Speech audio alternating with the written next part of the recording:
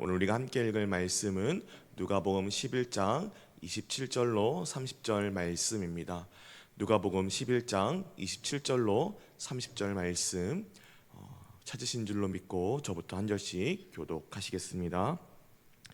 이 말씀을 하실 때에 무리 중에서 한 여자가 음성을 높여 이르되 당신을 뵌 태와 당신을 먹인 젖이 복이 있나이다 하니 예수께서 이르시되 오히려 하나님의 말씀을 듣고 지키는 자가 복이 있느니라 하시니라. 무리가 모였을 때에 예수께서 말씀하시되 이 세대는 악한 세대라 표적을 구하되 요나의 표적밖에는 보일 표적이 없나니. 같이 읽겠습니다. 요나가 니느웨 사람들에게 표적이 된 것 같이 인자도 이 세대에 그러하니라. 아멘. 오늘 함께 나눌 말씀의 제목은 하나님의 말씀을 듣고 지키는 자가 복이 있느니라 라는 제목으로 말씀을 함께 나누도록 하겠습니다. 이 말씀은 오늘 말씀은 이 말씀을 하실 때에 라는 표현으로 시작합니다.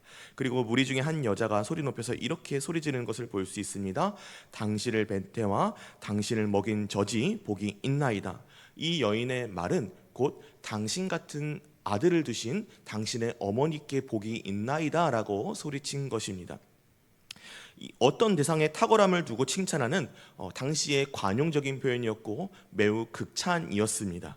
예수님의 말씀을 들은 이 여인은 아무래도 예수님의 말씀에 크게 감동했고 예수님의 말씀에 동의한다, 내가 그 말씀에 정말로 동의한다라는 의미로 당신의 어머니는 복이 있습니다 라고 외친 것 같습니다.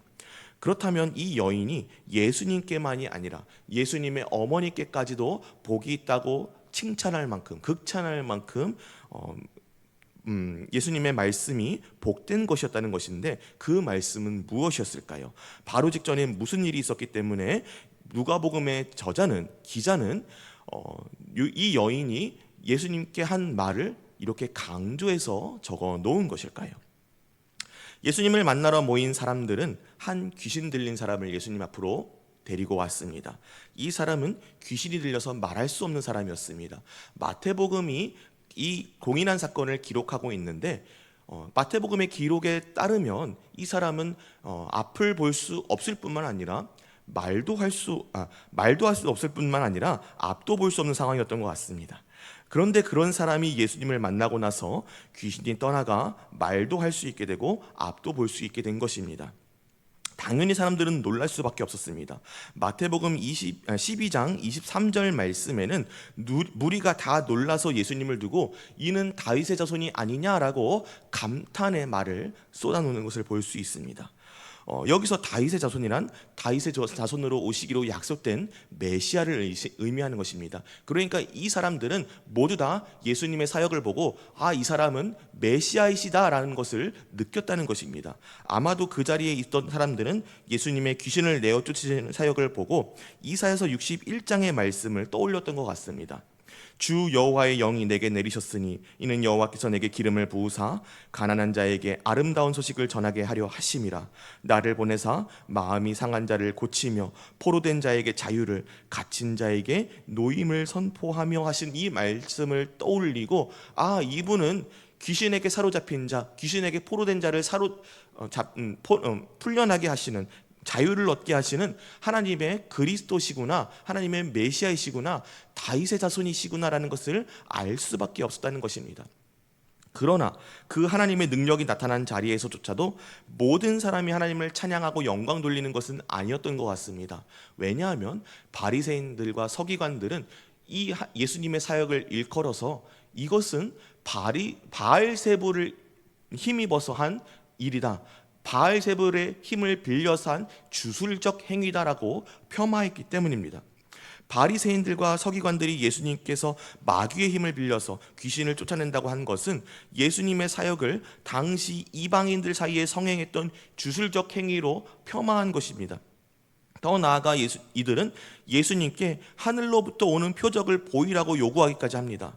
이러한 바리새인들과 서기관들의 언행은 아주 이유가 없는 강짜는 아니었습니다. 신명기 13장에는 1절로 3절에 너희 중에 선지자나 꿈꾸는 자가 일어나서 이적과 기사를 내게 보이고 그가 내게 말한 그 이적과 이사가 이루어지고 너희가 알지 못하던 다른 신들을 우리가 따라 섬기자고 말할지라도 너는 그 선지자나 꿈꾸는 자의 말을 청종하지 말라. 이는 너희 하나님 여호와께서 너희가 마음을 다하고 뜻을 다하여 너희 하나님 여호와를 사랑하는 여부를 알게 하려 하사 너희를 시험하심이라 라고 말씀하고 있고, 신명기 18장에는 이렇게 말씀합니다. 만일 어떤 선지자가 내가 전하라고 명령하지 아니한 말을 제 마음대로 내 이름으로 전하든지 다른 신의 이름으로 말하면 그 선지자는 죽임을 당하리라 하셨느니라. 만일 선지자가 있어 여호와의 이름으로 말한 일에 증언도 없고 성취함도 없으면 이는 여호와께서 말씀하신 것이 아니요 그 선지자가 제 마음대로 한 말이니 너는 그를 두려워하지 말지니라. 바리새인들은 누구도 부정할 수 없는 예수님의 사역 앞에서 예수님의 사역이 하나님의 일이 아니라 예수님의 마음대로 말한 것, 다른 신을 말한 것으로 폄하하기 위하여서 바알세불의 이름을 빌렸다, 바알세불의 힘을 빌렸다라고 폄훼한 것입니다. 그들이 또 다른 표적을 요구한 이유도 마찬가지였습니다. 당신이 방금 보인 것 이방 마술사들이 하는 주술이지 하나님의 표적이 아닙니다. 당신이 정말로 선지자라면 하늘로부터 내려오는 대로 내 입맛에 맞는 어떠한 영험한 표적을 보여주십시오. 그렇지 않으면 나는 예수님 인정 안 하겠습니다라고 말하는 뻔뻔한 소리였던 것입니다. 예수님께서는 이들이 하는 말의 의도를 모두 알고 계셨습니다. 그러므로 말씀을 빙자해서 자신에게 표적을 구하시는 그들에게 그 모든 말을 뒤집어서 선언하십니다. 지금 당신께서 하시는 그 일은 하나님의 손, 하나님의 능력이신 성령께 있다는 것과 또 당신의 사역이 마귀의 나라를 점령하여서 사람들을 구원하고 해방하는 것에 있음을 말씀하신 것입니다. 그래서 그 무리에 있던 여인이 이렇게 선포한 것입니다. 당신의 어머니께는 참으로 복이 있습니다. 바리새인들과 서기관들과는 달리 이 여인만큼은 예수님의 말씀이 무엇을 의미하는지 정확히 듣고 기뻐 찬양할 만한 믿음이 있었던 것입니다. 그런데 이와 같은 여인의 찬사에 예수님은 약간 의아한 말씀을 하십니다. 오히려 하나님의 말씀을 듣고 지키는 자에게 복이 있느니라. 우리말로 번역된 이 문장만 본다면 예수님의 어머니께 복이 있다는 이 말씀에 예수님이 오히려 동의하지 않으시는 것처럼 보일지도 모릅니다. 그러나 이것은 예수님께서 예수님의 어머니 마리아에게 복이 없다고 하신 말씀이 아니라 아닙니다. 마리아는 누구보다 복이 있는 사람이고 또 그와 같이 복이 있는 사람은 이전에도 없었고 이후로도 없을 것이기 때문입니다. 그러나 예수님께서 단지 예수님의 어머니이기 때문에 복을 받는 것이 아니라 하나님의 말씀을 듣고 지키는 모든 자에게 복이 있는 것이라고 복의 의미를 더욱더 확장시키셔서 나의 말을 듣고 하나님의 말씀을 듣고 지키려고 노력하는 너희 모든 사람에게 복이 있다라고 말씀해 주고 계신 것입니다. 그러므로 이후에 이어지는 말씀 역시도 모두 다 같은 것을 말씀하고 계십니다. 무리가 모였을 때에 누군가가 또다시 예수님께 하늘의 표적을 구하는 것을 볼 수 있습니다. 그리고 예수님께서는 그들의 마음 중심을 모르시지 않으셨습니다. 예수님은 그들을 일컬어서 악한 세대나 마태복음의 표현을 빌린다면 음란한 세대라고 꾸짖으십니다. 그들에게 보여주실 표적은 요나의 표적밖에는 없다고 말씀하십니다. 예수님께서 다른 모든 선지자들도 있는데 콕 집어서 요나의 표적이라고 말씀하신 이유는 크게 두 가지가 있습니다. 마태복음과 누가복음을 종합하여 본다면 첫째는 마태가 기록하였듯이 요나가 물고기 뱃속에서 3일간 있었던 것이 예수님께서 장차 무덤에서 3일간 있으실 것의 예표가 되기 때문입니다. 또 두 번째로 누가가 기록한 대로 니느웨 사람들에게 요나의 나타남 자체가 표적이 되어서 그 모든 니느웨 사람들이 요나의 전도를 듣고 하나님께 회개하고 돌아왔던 것처럼 이 세대의 사람들에게 있어서 인자의 나타남 역시 성자 하나님이신 예수 그리스도께서 성육신 하셔서 이 땅에 오심 그 자체가 우리에게 나타나는 하나님의 표적이 되시기 때문입니다. 그러므로 예수님은 다시금 말씀하십니다. 누구든지 등불을 켜서 속에나 말 아래에 두지 아니하고 등경 위에 두나니 이는 들어가는 자로 그 빛을 보게 하려 함이라. 내 몸의 등불은 눈이라. 내 눈이 성하면 온 몸이 밝을 것이요 만일 나쁘면 내 몸도 어두우리라. 그러므로 내 속에 있는 빛이 어둡지 아니한가 보라. 내 온 몸이 밝아 조금도 어두운 데가 없으면 등불의 빛이 너를 비출 때와 같이 온전히 밝으리라 하시니라. 아멘. 등불은 등경위에서 온 방을 밝히는 일을 합니다. 그래야 사람이 방을 볼 수 있기 때문입니다. 그러므로 아무도 등불을 어두운 구석이나 아니면 큰 그릇 아래에 두고 빛을 비추지 못하게 하지 않습니다. 등불의 역할은 빛을 비추는 것에 있기 때문입니다. 마찬가지로 눈은 온몸의 등불입니다. 왜냐하면 이 눈이 밝아야 모든 것을 보고 사람이 넘어지지 않을 수 있기 때문입니다. 눈이 건강하면 온몸이 밝을 것이고, 만일 나쁘면 몸도 따라서 어두워지기 마련입니다. 눈이 여기서 나쁘는 단지 건강이, 눈의 시력이 나쁜 것만을 의미하지 않습니다. 우리말로 나쁜으로 번역된 이 헬라어 단어는 원래 의미로라면 윤리적으로 나쁜 상태를 의미하기 때문입니다. 예수님께서는 의도적으로 눈이 나쁜 상태는 윤리적으로 나쁜 상태와 연결시키는 것을 볼 수 있습니다.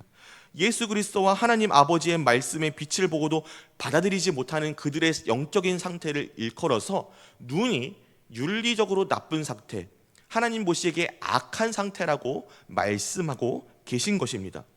오히려 제자들만큼이나 예수님을 따라다니면서 예수님께서 행하신 기적을 귀신을 쫓는 사역, 병든 자를 고치는 사역, 무리를 걷고 적은 떡과 물고기로 수천 명을 먹이시는 기적도 본 바리새인들과 서기관들은 표적을 못 본 것이 아니라 표적을 넘치도록 보았습니다. 그런데 그들에게는 그 모든 사역이 유의미한 표적이 아니었습니다. 그 모든 것은 그들의 영의 눈이 악하여 그들 앞에 비치시는 예수 그리스도의 복음의 빛을 볼 수 없었던 것에 이유가 있었기 때문입니다. 사랑하는 성도 여러분, 우리가 모두 복 있는 사람 되기를 원합니다. 그러므로 내 속에 있는 빛이 어둡지 아니한가 보라 하시는 예수님의 말씀이 오늘 우리의 삶에 거울이 되어서 우리의 심령을 비추기를 원합니다. 참으로 복이 있는 사람은 다른 그 누구도 아닌 하나님의 말씀을 듣고 지키는 자입니다. 오늘 나에게 주어진 이 말씀이 얼마나 찬란한 복음의 빛인지 바로 분별할 수 있는 사람입니다.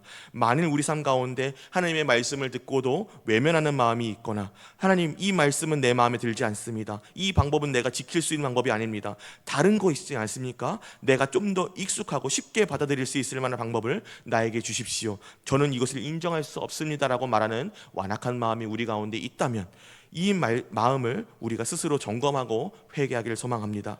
말씀에 등장하는 바리새인들과 서기관들과 같이 나의 생각, 나의 의, 내가 익숙한 무언가에 집착해서 내게 찾아온 하나님의 말씀을 외면하는 것이 아니라 하나님의 말씀을 바르게 분별하고 받아 순종하는 건강한 영의 눈이 있는 모든 주의 자녀들 될 수 있기를 소망합니다. 바리새인들과 서기관들은 스스로 율법을 잘 지키노라고, 잘 안다라고 자부하고, 그렇기 때문에 거짓 선지자도 내가 구별할 수 있다라고 여겼지만, 그들이 행한 일은 오히려 거짓 선지자를 분별한 것이 아니라 하나님의 성령, 하나님의 나라를 거부한 죄에 빠진 것이었습니다. 예수님께서는 그런 그들의 교만함을 두고 심판 날에 너희가 무시하고 죄인이라고 말하던 그 이방인들, 니느웨의 사람들과 남방의 여왕이 일어나서 너희를 정죄하고 심판할 것이다, 고발할 것이다 라고 말씀합니다. 오늘 우리가 말씀 앞에 선 주의 자녀들입니다. 이런 함정에서 벗어날 수 있기를 구하시기를 소망합니다.